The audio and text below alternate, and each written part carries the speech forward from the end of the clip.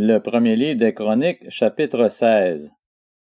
Une fois qu'on eut amené l'arche de Dieu, on la plaça au milieu de la tente que David avait dressée pour elle, et l'on offrit des holocaustes et des sacrifices de communion devant Dieu. Quand il eut fini d'offrir les holocaustes et les sacrifices de communion, David bénit le peuple au nom de l'Éternel. Puis il distribua à tous les Israélites, hommes et femmes confondus, à chacun un pain, une portion de viande et un gâteau au raisin.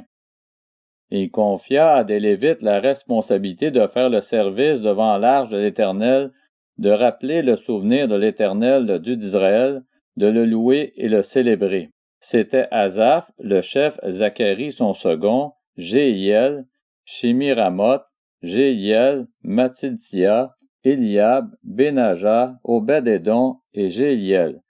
Ils avaient des instruments de musique, des luttes et des harpes, et Asaph faisait retentir les cymbales. Les prêtres Benaja et Zachaziel sonnaient continuellement de la trompette devant l'arche de l'alliance de Dieu. C'est ce jour-là que David chargea pour la première fois Asaph et ses frères de célébrer la louange de l'Éternel. Louez l'Éternel, faites appel à son nom, faites connaître ses hauts faits parmi les peuples. Chantez en son honneur, jouez de vos instruments en son honneur, célébrez toutes ses merveilles.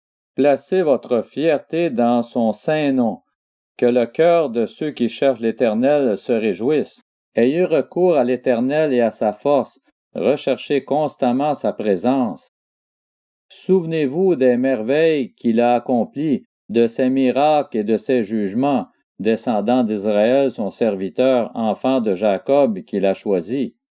L'Éternel est notre Dieu, ses jugements s'exercent sur toute la terre. Rappelez-vous toujours son alliance, son mot d'ordre pour 1000 générations, le pacte qu'il a traité avec Abraham, le serment qu'il a fait à Isaac. Il l'a érigé en prescription pour Jacob, en alliance éternelle pour Israël, quand il a dit « Je te donnerai le pays de Canaan, c'est l'héritage qui vous est attribué. » Ils étaient alors peu nombreux, très peu nombreux, et étrangers dans le pays. Ils erraient d'une nation à l'autre et d'un royaume vers un autre peuple, mais il n'a pas laissé personne les opprimer, et il a puni des rois à cause d'eux. Ne touchez pas à ceux que j'ai désignés par onction, et ne faites pas de mal à mes prophètes. Chantez en l'honneur de l'Éternel, habitant de toute la terre. Annoncez de jour en jour son salut. Racontez sa gloire parmi les nations, ses merveilles parmi tous les peuples. Oui, l'Éternel est grand et digne de recevoir toute louange. Il est redoutable plus que tous les dieux. En effet, tous les dieux des peuples ne sont que des faux dieux, alors que l'Éternel a fait le ciel. La splendeur et la magnificence sont devant lui, la force et la joie remplissent sa résidence. Famille des peuples, rendez à l'Éternel gloire et honneur. Rendez à l'Éternel la gloire due à son nom. Apportez-lui des offrandes et venez en sa présence. Prosternez-vous devant l'Éternel avec des ornements sacrés. Tremblez devant lui, habitants de toute la terre. Le monde est ferme, il n'est pas ébranlé. Que le ciel se réjouisse, que la terre soit dans l'allégresse. Que l'on dise parmi les nations, l'Éternel règne. Que la mer retentisse avec tout ce qu'elle contient, que la campagne et tout ce qui s'y trouve soient en fête, que les arbres des forêts poussent des cris de joie devant l'Éternel, car il vient pour juger la terre. Célébrez l'Éternel, car il est bon, oui, sa bonté dure éternellement. Dites, sauve-nous, toi le Dieu qui est notre Sauveur, rassemble-nous et retire-nous du milieu des nations. Ainsi nous célébrons ton saint nom et nous mettrons notre gloire à te louer. Béni soit l'Éternel, le Dieu d'Israël, d'éternité en éternité. Et tout le peuple dit Amen, louez l'Éternel.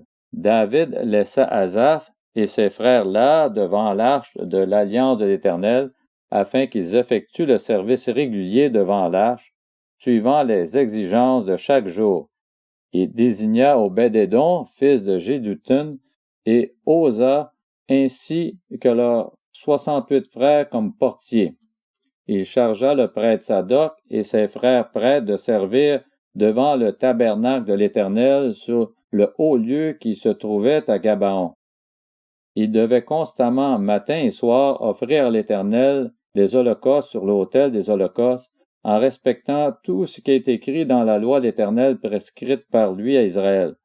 Avec eux se trouvaient Éman, Jéduthun et les autres, ceux qui avaient été choisis, nommément désignés pour louer l'Éternel, car sa bonté dure éternellement. Éman et Jéduthun avaient la charge des trompettes et des cymbales à faire retentir, ainsi que des instruments pour les chants en l'honneur de Dieu. Quant aux fils de Jéduthun, ils étaient portiers. Tout le peuple repartit, chacun chez soi, et David retourna chez lui pour bénir sa famille.